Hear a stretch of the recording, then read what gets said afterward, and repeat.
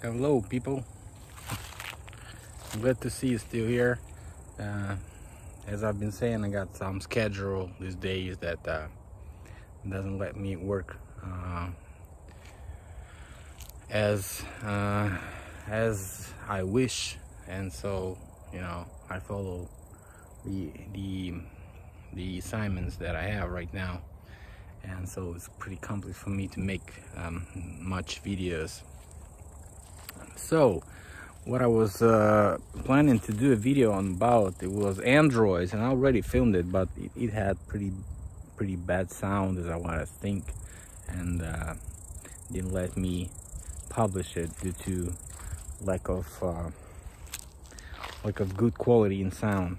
And so probably re-record it or just to make a video live if you guys really want to answer me to answer the questions, if you have the questions on those videos that you've seen before or whatever. So okay, this video is about Belarus because a bunch of people trying to ask me, not even trying to ask, they asked me what the hell is going on in Belarus, man.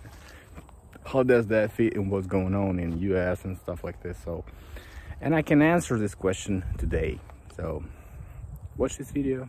Thanks all for following, and see you later. Bye.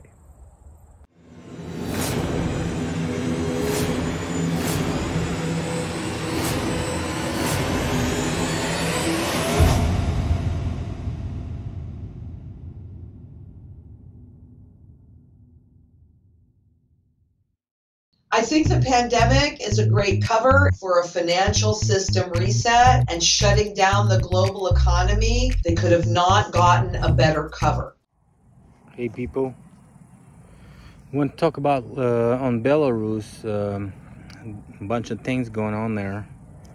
And as you know, they have a president for 26 years or something, and he's always been under sanctions. Nobody ever recognized him as a president. Everybody was always criticizing him, and that was all these 20 years before the previous elections. So it was pretty much considered to be another episode. So why is everybody so crazy about it? What do you think? I think it's only because it's a rehearsal before was planned to happen in the future period in the United States after the elections. So it's just the rehearsal in practices of civil rights and response on the control of those rights. So how to clearly respond to totally peaceful protests, how to create more informational damage to the elites that are currently protecting the regime, and so on. So it's quite a big job actually, and you have to practice it from time to time.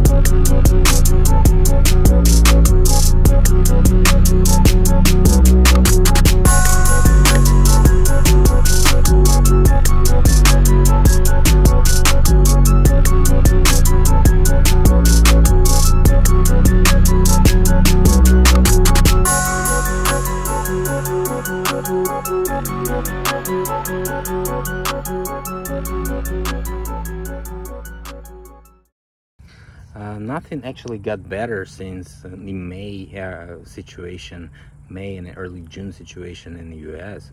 So it's like there's no turning point for this. There's no U-turn for the government to do something. One-way ticket, right? So, and it's not to the moon. It's actually to the crisis, the big crisis that's upcoming. And so the financial reset that was scheduled this year has already passed all those key points, all this roadmap to the crisis that we're gonna have for the future 4-5 years. And so I was saying about it, and it's definitely up to oil and gold to be the best indicators for the future upcoming crisis. And all the predictions were passed. The reset of oil price when it was, when it fell to the 0 and less values, and the reset of the gold prices when we have the total maximums, lifetime maximums of gold price. So it's literally the reset of stocks that we have seen the hugest decline since the last hugest decline. So it was the historical decline. I don't know how it will play out in November, but what we know is that we will end up with many more unemployed, and particularly also people in the gray economy, which are not counted for, who lose their jobs. So we will see definitively a lot of anger. So we have to prepare for a more angry world. And how to prepare? It means to take the necessary action. And now we see the way back. It's coming back. So this is how the reset works. Reset is not shutting down, totally erasing everything. Reset is just restarting the system and just losing all the unsafe information. Like everybody who got lost something, who lost their values, who lost their businesses, money, funds, and everything. They just lost. They just reset, and they just they're not safe information, not secured, not I would say insured information is lost. And we amid this crisis reset that we had this year, and it's probably not over. We might see more interesting economic situations, like I was saying about the crypto dollar. I was saying about the crypto values that we're gonna see soon, and the gold to be one of the physical points, key points of the current financial system, and the cryptocurrency perhaps to be the second key point. And these two chairs is for the two ass cheeks of our financial systems, and so it can sit properly. But if those two chairs will be divided, diverged, we all gonna fall down. So that's why they're gonna be kept together for the future. Every single one has failed, but gold, the real currency, has withstood. I knew when we entered the final phase of the US dollars, and actually this is true globally because the US dollar is still officially the world reserve currency. But in 2002, that's when I came to ITM trading, when I saw and had the technical indicators that we were entering the final phase of this currency life cycle, the fiat, the current experiment. So what those revolution controllers, controllers actually planning to start in the US after the election is being tested in many countries, starting with Ukraine and the successful attempt on kicking out the current president from the country, calling him dictator and stuff like this. At least he was for like 4 years or something, so how could he be a dictator? I don't know. And he signed a deal actually with several Western countries, ministers of foreign affairs, like Poland, France, and Germany signed the deal and the treaty with the opposition in the current, that time, president of the Ukraine, Yanukovych, of some certain roadmap to solving the crisis. Everybody was happy, everybody shake hands, everybody signed the deal, and the night after that, everybody was not even picking up the phone when Yanukovych called and said, look, they're trying to kill me, that they're hunting me. They actually hunted Yanukovych. And so the current president of Belarus has made it clear when he appeared at his palace and his residence with the automatic gun in his hand. And it's kind of reminds me the situation when two guys, the house owners, stepped out of the house and with the gun, the wife and the husband, you know, they're trying to protect the property when those peaceful protesters, you know, appear to be on their private property, private land. So this reminds me all the different stuff that is happening right now in the US, and like using the special forces to actually solve this problem is a huge practice too. So you have to you know, have those cases from time to time, so these special forces can actually participate and do their rehearsal, do their practices in solving those crises that could actually be more severe than what we have right now. But actually, you can say there's a bunch of people actually outside, and I would say it's not a very big amount of people. Even if we count it like for 200,000 people, it's only like 5% of the population actually, and so if that would be such a huge topic, why won't like 20% of population step out? If 5% can easily step out of the houses and do the protests, why can't it be like 20%? Nobody was even touching those 5%. So it was like, yo, you can all step out and you know, try to write, try to say what you're gonna be protesting about, try to, you know, express your opinion, do your democracy rights, you know, so to express your opinion, to publicly, you know, protest, peacefully protest. So you can do that, but why don't you? You know, if that's only 5%, it's less than 5%, I would say 5% of the active population, those who can be actually electing presidents. If that's only 5%, how can they be charging this, you know, president as a, you know, to step down? I would say like it's not fair actually. And if even Lukashenko didn't have 80% that was voting for him to become president, if he would have like 52%, he still won. So it's, if that was, you know, not a 10% difference, not a 5% difference, not a 3% difference, and the difference like 8-time difference, would you actually be protesting? What is it actually a logic for? So everybody who's protesting, saying, I don't know anyone who was voting for Lukashenko, I don't know anyone.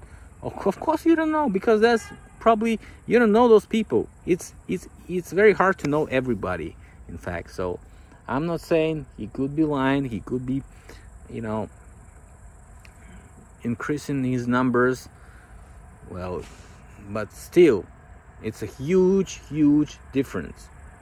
What we saw actually in the numbers after the election was announced on 9th of August, and since then, so nobody actually had any cases in court, and nobody had anything to prove that he increased his numbers and made it fake, made the numbers fake. So it's literally just a, you know, assumption. It's literally just speculation of the opposition powers, nothing else. So let me just make a short finish for this video on Belarus. What actually I can see is just a rehearsal for the future situation, future that is upcoming in November, in December of this year. And talking about financial reset, we have already seen it, and this year Davos meeting has also the Great Reset branding. So you may say I'm a prophet. No, I'm not a prophet. It's just I know the script, how it works, because I work in production, and video production is similar to and I was working for politics for a couple of years, and that's why I know much in politics, and I saw how these things were developed, and knowing how those scripts work in politics, it's easy to predict what's going to happen next year and the financial crisis and so on. So I'm not just pointing at the screen, I'm just giving you perfect information. If you could have bought the gold at the time I was predicting the gold's going to be raising in last December, you would already be in profit. We set up a new world order after World War II.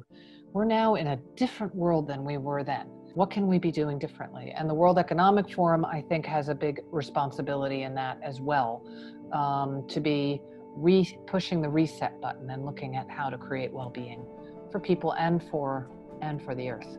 I think the key is to put the health of people and the planet first. And that's what's happening on COVID-19. And that's what has not yet happened on climate change in many cases, because the fossil fuel interests and the large industrial farming interests, they want to keep things the way that they are. There's big vested interests that want their health to come before people's health and the planet's health. And what we're learning from this crisis and pandemic is it is possible to switch it. And I know that is not only the end of this year. What I was trying to say is that Belarus is a huge rehearsal for what's going to happen, and so literally we have a bunch of situations that's going to be unfolding this year, especially in November, December, and so on. So write me in the comments, what is it about your place, how are you surviving this year, what is going to happen, maybe some huge event or something like this, because all those rehearsals are coming up to be a huge events for your community, maybe your country, maybe your region. So beware. It's just like reset, it's coming up.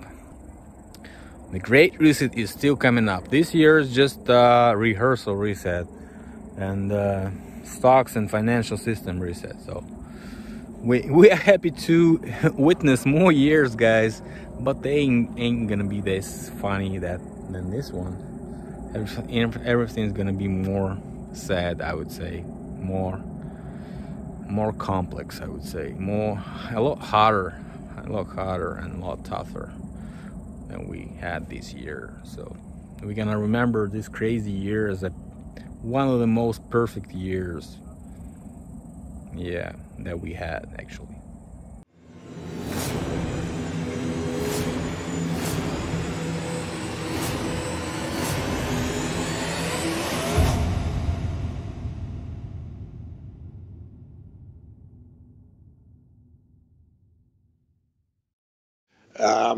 That we make sure that those people who are really left behind, and I'm not speaking only on national levels, I'm speaking also internationally. If I see now the tragedy in some of the emerging countries like South Africa, like some countries in East Asia, I think it's all, I don't have too many remedies. The remedies have to be discussed through dialogue by the stakeholders of our global system, by the stakeholders of our global system, by the stakeholders of our global system,